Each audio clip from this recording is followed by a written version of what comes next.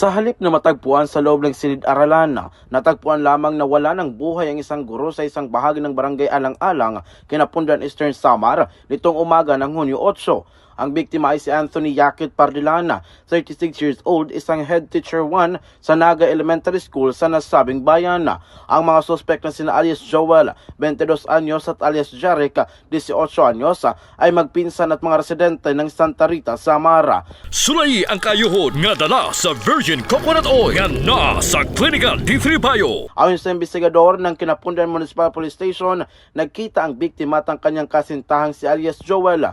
2 beses umanong pinagsasaksak ang biktima sa likod at 1 beses sa tagiliran. Nasa kustodiya na ngayon ng otoridad ang mga suspect at inamin na rin nila ang kanilang ginawa. Gayunpaman, hindi pa nila na ipapaliwanag sa mga pulis ang tunay na motibo sa pagpatay sa biktima. Kinundi na naman ng Department of Education Regional Office 8 ang nangyari kay Pardilana, kung saan nakikipag-ugnayan na rin ang Schools Division Office of Eastern Samar sa mga otoridad kaugnay ng patuloy na investigasyon sa insidente.